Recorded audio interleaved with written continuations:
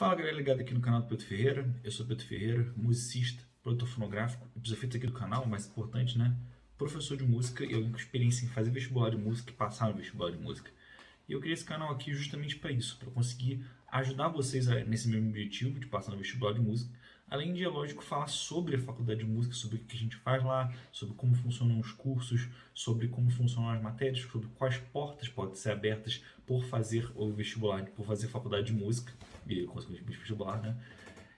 Até porque eu vejo que muitas pessoas não consideram a faculdade de música como algo bom ou como algo necessário. E necessário, de fato, ela não é para você ser músico. Mas ela é algo que pode ser muito bom mesmo para você enquanto músico.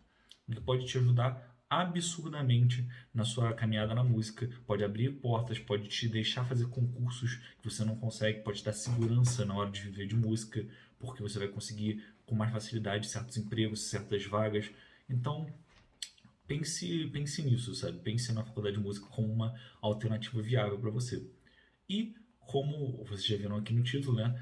O vídeo do canal de hoje é um vídeo do Parte Cravada, esse quadro no canal em que eu faço as provas antigas de vestibulares ao redor do país, de maneira que eu consiga explicar para vocês como funcionam cada uma desses vestibulares e como a gente faz normalmente essas questões.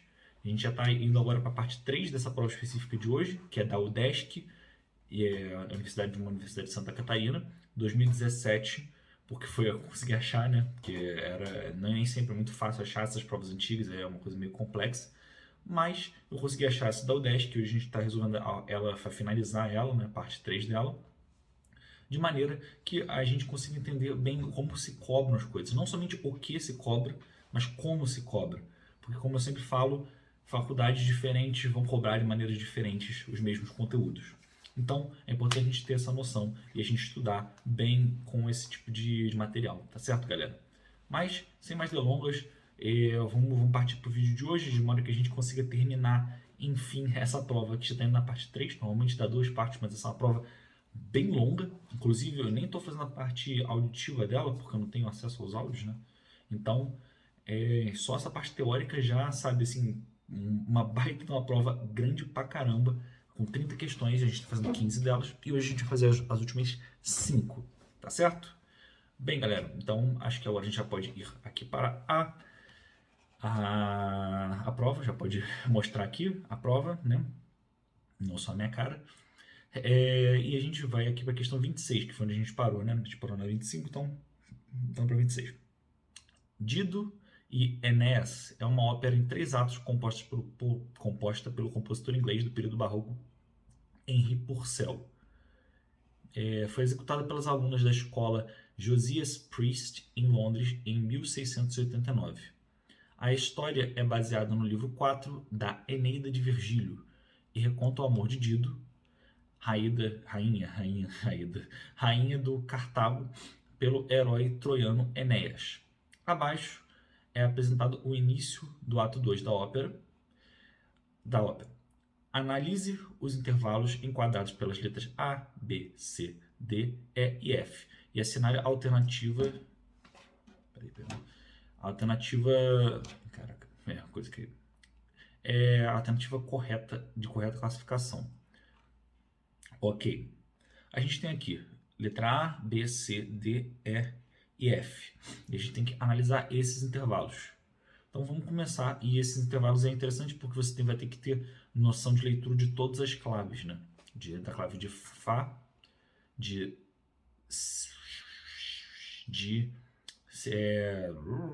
Dó e de Sol. Eu esqueci até, é tão incomum que para mim, a minha vivência musical específica, que eu me esqueci. E de Sol. Então começamos com a letra A, né? Na letra A, a gente tem essa nota aqui na clave de Dó, que eu quase falei Sol, mas na clave de Dó, que é um Fá. E aqui a gente tem um Lá. Então, de Fá para Lá, considerando que a armadura de clave nos diz que não tem alteração nesse Fá nem nesse Lá, a gente tem uma terça maior. Então, e a gente resolve a questão só por isso, né? Porque da letra D, terça maior é a única opção aqui, né? Mas é importante a gente ir fazendo essas questões a gente fazer tudo isso daqui, não somente para a gente praticar nesse caso, como também é o caso de que, por exemplo, você pode ter visto essa letra A e você leu errado. Então, por exemplo, você leu isso aqui, achou que era uma terça menor, que também só tem uma opção. Então você já cortaria, botaria C aqui e nem olharia as outras. Então é importante a gente ler todas, porque aí você vê que, as outras não estão batendo, peraí, as outras não estão batendo, mas calma aí. E aí você tem que voltar e ver, sabe? Então, essa é uma dica boa para você ter em mente, porque de vez em quando você pode cometer esse erro específico. Sacou? Agora vamos lá, para a alternativa B, onde a gente tem esse mesmo Lá, que a gente tinha, e um Mi. Então, Lá para Mi é uma quinta justa. Então, a gente tem aqui quinta justa. Perfeito. Letra C. Então, a gente tem esse Mi aqui na clave de Dó, lembrando sempre que na clave de Dó, para o pessoal que não lembra, né?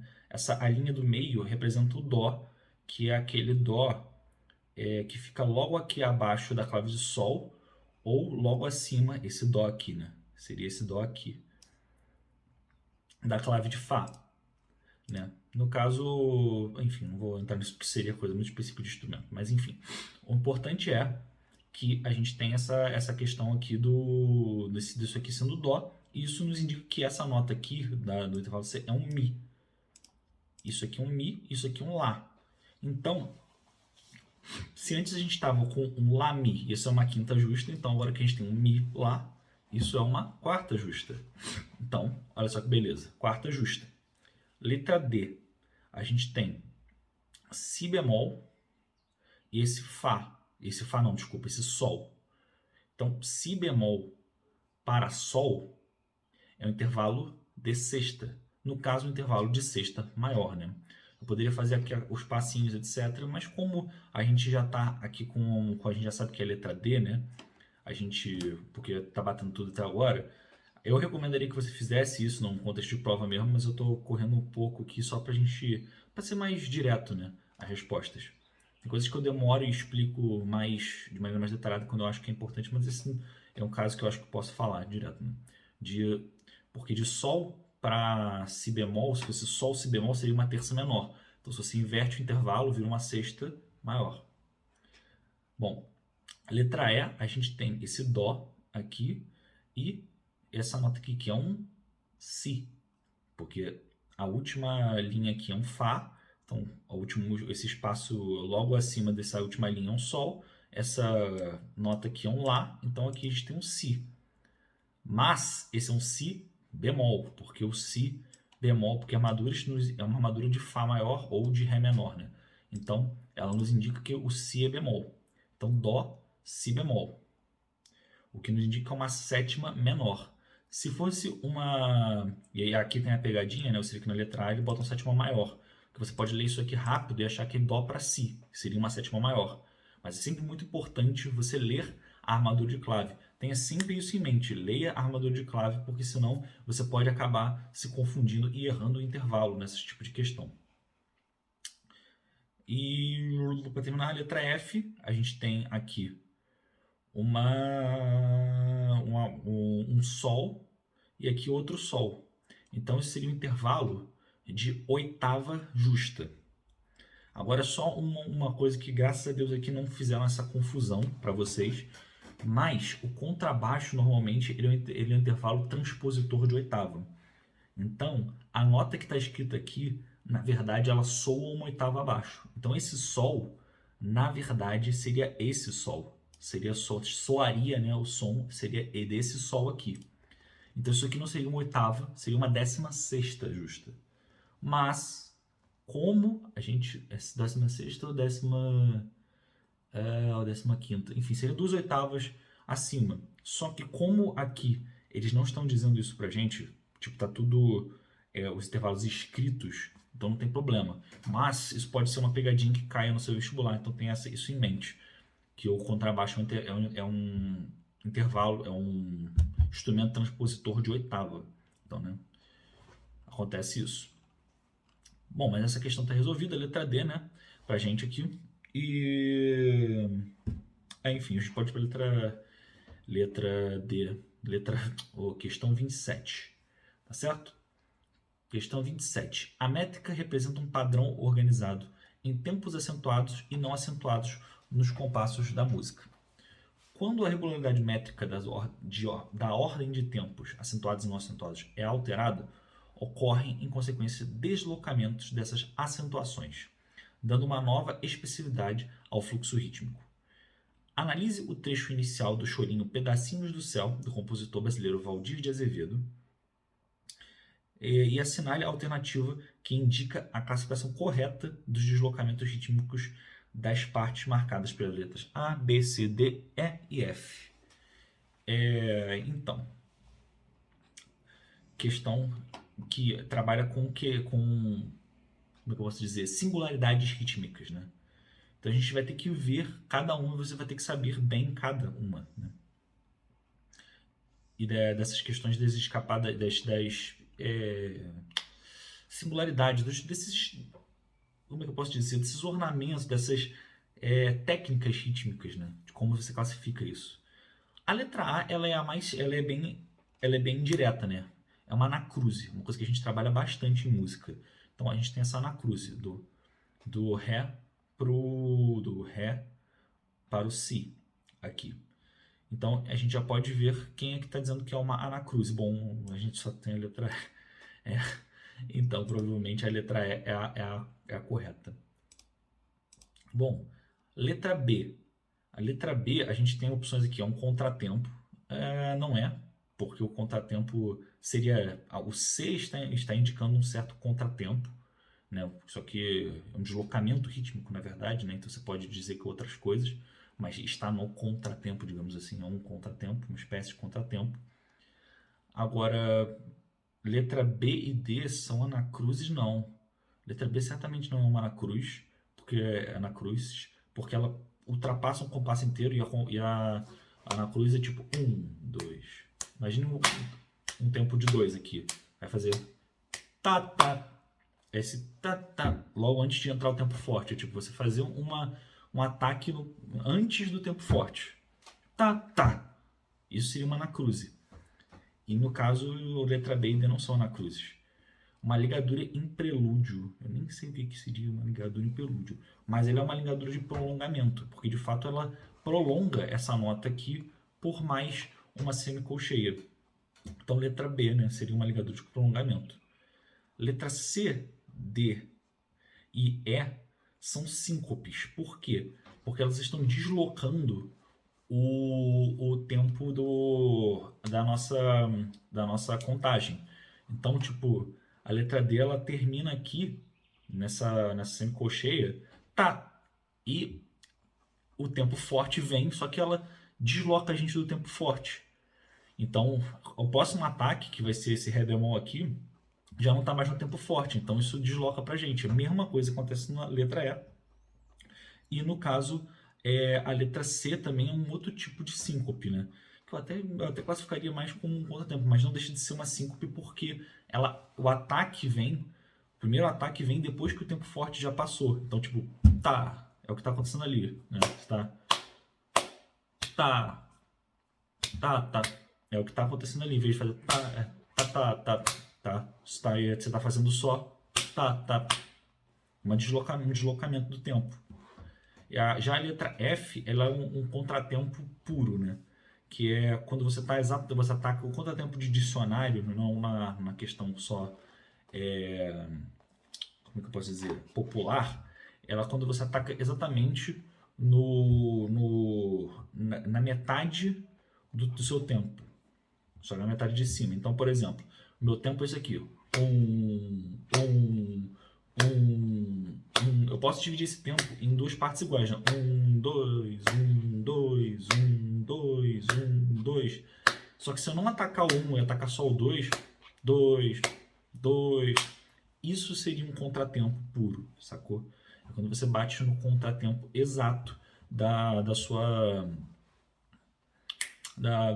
sua contagem. Você pode chamar outras coisas de contratempo, na linguagem popular, como eu até chamei aqui? Pode, mas essa daí é a definição de dicionário que normalmente é cobrada em provas. Então, letra E pra gente aqui. Show de bola. Associe esses 7 termos musicais aos comentários e definições correspondentes. Rapaz, E aí, porra, grande pra caramba essa questão. E aqui tem o. Eu vou ter que usar até meu lápis aqui, porque senão eu acredito que eu vou me perder aqui no bagulho. Bom, vamos lá. Ararararararara.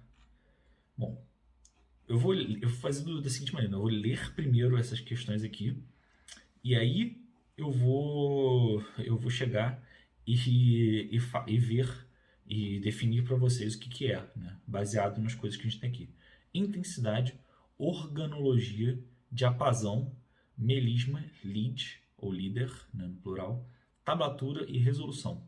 Bom, organologia eu confesso que é o único que eu não conheço aqui, mas vai dar para fazer por eliminação. Comentários e definições: tipo de ornamentação musical em que, com uma mesma sílaba do texto, são cantadas várias notas. Essa maneira de cantar difere do chamado canto silábico, em que cada sílaba do texto corresponde a uma única nota. Nessa versão musical da oração cristã Kyrie eleison, eu não falo latim então, né? Eu imagino que seja latim, enfim, não sei se é grego latim. Podemos observar como essa ornamentação era empregada na música sacra dos séculos XV e XVI. A sílaba E prolongada, a palavra Kyrie, você vai fazendo Kyrie. Hoje em dia é muito, a gente coloca de uma maneira muito, como é que eu posso dizer, caricata essa questão, isso que eles estão definindo, que é eles colocam aqui: na música ocidental o termo se refere mais frequentemente ao canto gregoriano, mas é usado também em outros gêneros, estilos e épocas, incluindo o canto barroco, a ópera, o flamenco, o gospel e a música pop. Eu ia falar isso agora, porque é uma caricatura muito grande de música pop americana, aquelas divas que ficam.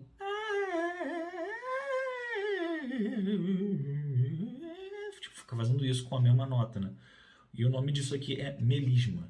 Então já vou botar aqui o 4 como sendo nossa primeira coisa. E em música gospel, principalmente música gospel americana, é um outro recurso que é muito utilizado também. Bom, vamos lá. Parte da musicologia que trata da descrição e classificação dos instrumentos musicais. Como o princípio fundamental do funcionamento dos instrumentos consiste em pôr o ar em vibração, as classificações procuram distinguir principalmente o modo de produção do som. São categorias e subcategorias abrangentes. Assim, os instrumentos de percussão podem ser agrupados em idiófonos ou membranófonos. Aerófonos é a categoria que agrupa diferentes instrumentos de sopro. Cordófonos, os instrumentos de cordas, podem ser subgrupados em instrumentos de cordas friccionadas, beliscadas ou percutidas. Os instrumentos que utilizam novas tecnologias agrupam-se em categoria própria. Então, como eu não sei o que é organologia, mas eu sei que essa definição não é nenhuma das outras, eu assumo que essa aqui seria a 2, organologia. Porque, né, é o que sobra. E faz sentido, né, pelo que parece. É uma palavra da língua alemã, de gênero neutro, que significa canção. Ou seja, já dá para matar, né, pelo que está escrito ali em cima. Em geral, o termo faz referência a obras musicais para canto e solo e piano. Podem incluir outros instrumentos ou mesmo contar com acompanhamento orquestral. No âmbito da música clássica, o termo consolidou-se ao longo do século XIX, nomeando uma forma de canção que se caracteriza pelo lirismo, pela brevidade, pela renúncia ao virtuosismo do bel canto, pela estreita relação entre a música e a poesia e pelo forte diálogo com a canção popular alemã. Assim, trata-se de uma forma musical típica de países germânicos e própria do romantismo. Alguns mais famosos de sua autoria são de Schubert, que escreveu músicas para diversos poetas que hoje são célebres, como Goethe, Schiller e Müller. Maneiro. Então, isso daqui é o que a gente chama de líder, né? O lead ou líder. Que você pode falar, pô, coisa inútil de saber, etc. Por que eu vou saber disso? Repara como, por exemplo, isso difere muito de uma ópera.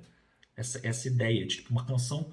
Pensa nisso. Pô, eu quero fazer uma música que tipo, seja que o solista seja o cantor, mas tenha um acompanhamento por trás. Que a canção seja mais curta e que não tinha, tipo assim, só essa coisa de cantar assim, uma coisa um pouco mais, sabe, assim, direta, um pouco menos virtuosa e tal. Isso é muito mais próximo do que a gente tem hoje com música popular, né? Música popular que a gente ouve hoje em dia é muito mais próxima disso do que de um contexto operístico, né?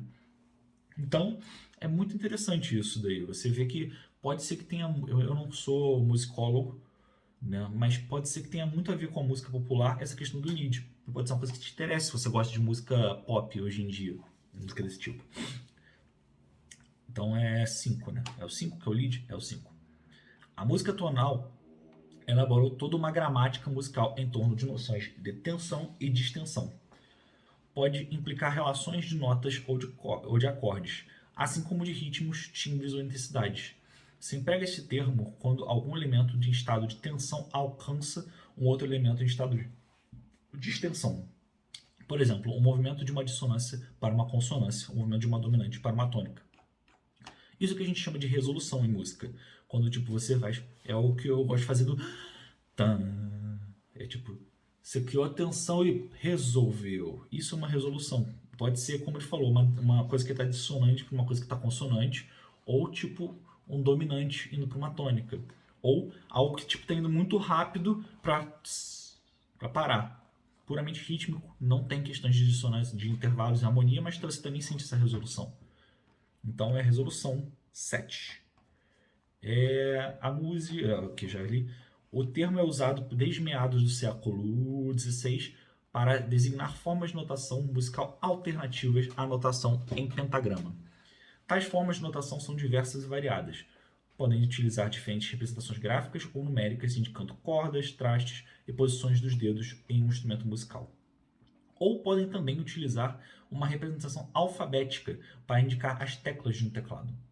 Esses recursos de notação foram comuns durante o Renascimento, quando eram utilizados para muitos instrumentos, tais como alaúde, flauta, órgão. Na atualidade, essa forma de notação são utilizados para grafia em diferentes estilos de música popular.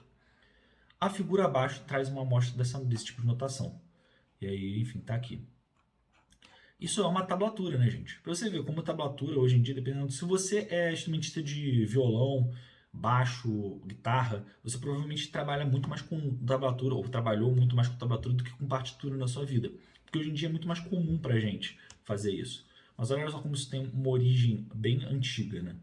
Mas enfim, letra não, né? Número 6. O termo porta diferentes sentidos mais ou menos correlacionados. Pode se referir à extensão, limite que vai do som mais grave mais agudo de qualquer voz ou instrumento. Pode ser usado no sentido de delimitar, na escala geral dos sons, a posição ocupada por uma voz ou instrumento. É também o nome de um pequeno instrumento metálico em forma de U, inventado em 1711. Etc. Coisa e tal. Isso é o que a gente chama de diapasão, é o famoso garfinho, né? Que é aquela coisa que você bate assim e faz... Se você não sabe o que é, procura... Bom, não é se procurar no Google, mas pensa no símbolo da Yamaha, que é uma marca tanto de instrumento musical quanto de moto. Você vê que o símbolo dela são 3 diapasões, sabe, intercortados. Então é legal isso pra caramba você saber. É bom, pelo menos eu acho. É uma curiosidade. Mas enfim, 3 diapasão. E a gente sabe que agora só falta o 1, que é a intensidade, né? E eu não vou ler esse último aqui, mas a gente já viu que... Eu vou ler também. Característica do som que se diz respeito à amplitude ou volume. Para sua medida, os físicos e engenheiros frequentemente utilizam decibel. Em partitura, se utilizam os sinais de dinâmica que indicam o efeito do volume relativo desejado. Tais sinais começaram a aparecer no século XVI, mas até meados do século XVII seu uso foi moderado. Somente no século XIX se tornou frequente encontrar esses termos italianos traduzidos na língua materna dos compositores. Alguns sinais definem nuances constantes ou pontuais que perduram até o aparecimento de outros sinais. E aqui tem uns diagramas de alguns desses sinais. Então a gente tem aqui que a nossa ordem é 4, né? 4, 2... Então é a letra C, né? Porque só começa com 4. 4, 2, 5, 7, 6, 3, 1. Letra C. Então esse é o nosso gabarito. Show! Leia as seguintes definições, analise os acordes em pauta e, considerando o modelo, assinale a alternativa pertinente. Essa questão 29. Dominante. Na harmonia tonal, grosso modo, podemos considerar que o acorde dominante encontra-se sob o 5º grau de uma escala maior, ou sobre o quinto grau de uma escala menor harmônica, quinto grau maior, no caso, né? De uma escala menor harmônica. Assim, tal acorde será sempre maior e, usualmente, conta com uma dissonância de sétima menor acrescida. Uma das cifras empregadas para sinalizar este acorde é o 5/7, né? Esse V7. Eu falei 5/7 porque já é tão automático, é porque eu leio dos romanos, né? Mas é esse V7 aí. Dominante secundário. Acorde que contém todas as características de um dominante, porém posicionado em outro grau que não o 5. Sua resolução provoca um efeito próximo ao de uma progressão 5/7 para o 1, da dominante para a tônica, convertendo o grau em resolução em uma espécie de tônica provisória ou passageira. Uma das maneiras de indicar uma dominante secundária é V7/X. Assim podemos descrever tais relações de preparação como V7/2, V7/3, V7/4, V7/5. Então o que ele está fazendo aqui? Ele está definindo para a gente o que seria uma dominante e o que seria uma dominante secundária. Se você pensa numa tonalidade, de um modo geral, vamos dizer Dó maior, porque é a que está mais na cabeça de todo mundo, né? Qual seria a dominante de Dó maior? Seria Sol maior, que normalmente Sol 7, né? Porque está falando de botar a sétima, que normalmente ele tem a sétima mesmo. Então, Sol 7. Esse seria G, que seria o 5, né? G, 7. Só que imagine que eu estou querendo ir para o Lá menor antes do Lá menor, não a tonalidade, mas o acorde Lá menor, que é o sexto acorde, né? O sexto grau de uma escala de Dó maior. Eu quero ir para esse Lá menor antes de eu ir para o Sol. Uma maneira de eu preparar isso é eu fazer a dominante secundária do Lá menor, que no caso seria o quinto grau de Lá menor. Beleza? O quinto grau de Lá menor seria Mi 7. Então, eu estou fazendo Dó, e aí eu vou para Mi 7, e aí eu vou para Lá menor. Essa é uma progressão que você vê em muitas músicas populares. Então, se você procurar, você com certeza vai achar esse tipo de progressão, que seria o 1, 5, Do, 6, como a gente chama, e aí depois a harmonia continua para onde ela for. Então, gente, né, considerando aqui essas definições, isso que eu expliquei, o que ele está dizendo aqui pra gente? Ele vai dizer que tem esses acordes que são dominantes e a gente tem que dizer quais dominantes eles são, ou seja, se eles são o 5/7 do tom mesmo, que no caso, como a gente está em Fá maior, porque ele já indica como isso aqui sendo, esse primeiro acorde sendo o 5/7, e esse primeiro acorde é um Dó 7, então a gente pode afirmar que a gente está em Fá maior, fora que esse texto termina em Fá maior mesmo.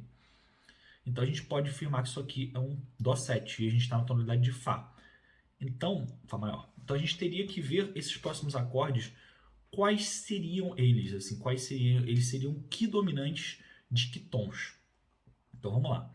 Esse acorde aqui é um Ré, né? Porque tem o Ré, aqui, né? Ré, Fá sustenido e Dó. Não tem o Lá, mas isso daí. Mas normalmente a primeira nota que você omite quando você está numa harmonia assim é a quinta, né? Que seria o Lá. Então você tem o Ré. O Ré seria dominante do Sol, né? Porque o Ré é a quinta do Sol, que é o segundo grau de Fá maior. Então você tem aí que ele é o 5/7 do 2, o que já coloca a gente no território de ser letra B ou letra D, né? Porque a gente tem aqui 5/7 do 2. E esse tecladinho aqui que eu não sei para que, enfim. 3. A gente tem aqui que esse é um acorde esse tem um Mi, um Ré, um Mi e um Sol sustenido. Então esse é um Mi sétima, né? Um Mi maior com sétima menor. Então o Mi maior com sétima menor, como eu falei no meu exemplo, ele seria a dominante do Lá, que no caso do tom de Fá maior é o terceiro grau, né? Porque Fá, Sol, Lá. Tem terceiro grau, então ele é o 5/7 do 3. O que indica pra gente que a resposta é letra D mesmo. O quarto, vamos terminar no quarto por causa daquela coisa que eu sempre falo que é bom fazer tudo, né? Quarto que seria, a gente tem um Lá, Dó sustenido, Mi e um Sol. Então isso aqui é um acorde, e esse completo, né, com quinta e tudo, de Lá 7. Esse Lá 7, o Lá ele é a quinta do Ré. que é o sexto grau na tonalidade de Fá maior. Então, tanto que você resolve justamente para ele, né? Pro Ré menor aqui. Então, ele seria um 5 do 6, 5/7 do 6. E aí você termina com um outro Dó mesmo, que é o próprio 5/7 da tonalidade, tanto que todas as opções aparecem no 5/7. Show? Show! E agora, para a gente encerrar aqui a prova, de fato, essa questão 30. Já é bom avisar que essa questão 30 ela foi uma questão que foi anulada. Então eu não sei exatamente o que vai ser, o que vai vir de errado aí, mas a gente pode ir fazendo, tá certo? Considerando as armaduras de clave, analise as proposições assinalando V para verdadeira e F para falsa. E eu vou pegar de novo meu lápis aqui para não me perder. A escala menor melódica, que se escreve a partir da armadura de clave número 1, possui as seguintes notas, e é lógico que eles colocaram isso daqui de maneira maluca para a gente não conseguir ler direito, né? Para ficar mais difícil da gente colocar em ordem. Então, se isso aqui for uma escala menor melódica e esse aqui for o quinto grau, o primeiro tem que ser Ré. Então, Ré, Mi, Fá, Sol, Lá, Si, Dó sustenido. Tá certo. Tá certo. Porque se essa armadura, né, de clave, você teria que ser uma armadura ou de Fá maior ou de Ré menor. E no caso, a gente está trabalhando com Ré menor, né? Porque ele está falando de uma escala menor melódica. Então começa por Ré. Ré, Mi, Fá. Então até agora tudo certo. Ré, Mi, Fá, Sol, Lá. E aí esse Si B quadro, porque como ela é melódica tem que aumentar em meio tom o seu sexto grau. E o Dó sustenido, que também tem que ser aumentado em meio tom, o seu sétimo grau. Então é isso mesmo, essa daí é verdadeira. O segundo modo diatônico correspondente à armadura de clave número 2 é um Si lídio. E este possui as seguintes notas. Então, é difícil, né? Bom, vamos lá primeiro de tudo aqui. Ver se pelo menos o que está escrito aqui é um Si lídio. Isso aqui não é um Si lídio, porque essa é uma armadura de clave, considerando o tom maior, de Lá maior ou de Fá sustenido menor. O segundo modo diatônico, considerando que o Lá seria o primeiro, né, de fato seria um Si.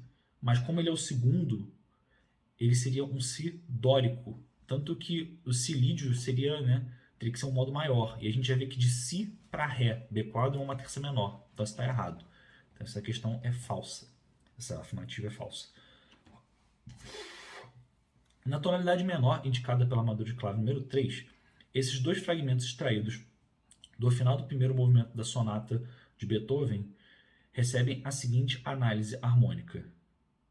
Esses dois fragmentos recebem... Ok, essa é uma questão mais complexa, né? Esquisito. Esquisito demais essa questão. Eu vou considerar... Eu vou pular essa afirmativa, porque talvez seja daqui que tenha saído a nossa questão de a anulação. Depois eu volto a ela. Considerando apenas as tríades diatônicas das escalas maiores, é correto afirmar que as tríades sobre os graus 4, 5, 1 e 2 da armadura de clave número 4 possuem exatamente as mesmas notas que as tríades 1, 3, 4 e 5 da armadura de clave número 3. Bom, vamos lá, né? Considerando apenas as tríades diatônicas das escalas maiores. Ou seja, na número 3 a gente vai ter que considerar como sendo Lá bemol maior. E aqui na armadura de clave, o número 4, a gente tem que considerar como se fosse Mi maior. E o que ele está dizendo para a gente, eu vou anotar aqui no meu coisa, é que as tríades 4, 6, 1 e 2 da armadura de clave número 4, ou seja, considerando que é Mi maior, a 4, né? Então você teria Mi, Fá sustenido menor, o 4 que seria o Lá maior e o 6 que seria um Dó sustenido menor. Essas são as tríades que a gente está lidando. possuem as mesmas notas que as tríades sobre os graus 1, 3, 5 e 6 da armadura de clave número 3, que é em Lá bemol. Ou seja, seria Lá bemol maior, o 3, que seria Dó menor, o 5, que seria um Mi bemol maior, né? E o 6, que seria um Fá menor. Não, né? A gente pode dizer que é falso, porque Lá bemol maior aqui você não teria nenhuma tríade equivalente. Eles até ficam separados assim eles são bem próximos em termos de separados por semitons. Mas eles não possuem as mesmas notas, a não ser que ele considere mesmas notas, tipo, desconsiderando os bemóis e os sustenidos, o que está errado. Não pode considerar isso, porque aí criaria coisa dúbia e pode ser por isso que tenha sido anulado, talvez, sei lá. Mas, a priori, eu vou dizer que é falsa, por causa disso. A partir da armadura de clave número 5, a tétrade sobre a sétima nota da escala menor harmônica, conhecida como acorde diminuto com sétima diminuto, possui as seguintes notas. Então, a armadura de clave número 5 é a armadura de Mi bemol, né? Mi bemol maior ou de Dó menor. Então, a tríade seria em cima de Si. Então, seria Si, Ré, isso está certo, Si, Ré, Fá, Lá. Só que, e Lá bemol, né, no caso. Só que, no caso, o Fá não seria sustenido. O Fá teria que ser B4. Porque senão o acorde não é diminuto e sai da escala, né? A escala ganha uma quarta aumentada. Então essa daí também é falsa. Então a gente teria, até agora, sem verificar aquela 3, que eu falei que era uma questão um pouco mais trabalhosa, a gente teria que a questão seria verdadeira, então corta A. Depois falsa, corta a B e a E. Aí a gente não sabe essa daqui, né? A letra C a gente corta também, então deveria ser letra D, na teoria. Com isso aqui sendo verdadeiro. Essa análise harmônica aqui que a gente teria que fazer seria verdadeira. Por que eu achei esquisita essa análise harmônica? Porque ela começa, essa análise aqui, ela tem um 5, 7, 1, que beleza, se você considerar o 1 como sendo esse Si aqui, beleza, mas o Si não é o 1 dessa armadura de clave, que é o que a gente está trabalhando aqui. O 1 dessa armadura de clave poderia ser um Fá menor, que é de fato o que está sendo trabalhado aqui. Mas essa aqui é uma outra parada. Se eu botasse tipo 5, 7 do Si, como a gente viu em resolvimentos secundárias, era uma coisa, mas não é o caso. Então, essa é uma questão complexa, que aparentemente é verdadeira, mas cria uma ambiguidade, né? Porque se você for considerar o 1 como sendo Fá sustenido, beleza, isso aqui tá certo mesmo. Pelo menos pelo que eu consigo ver, parece ser uma questão certa mesmo, de você ter essa parada. Mas, como você não tem, né, a certeza por causa dessa questão ambígua, fica muito complexo de falar, né? Fica muito complexo mesmo de falar.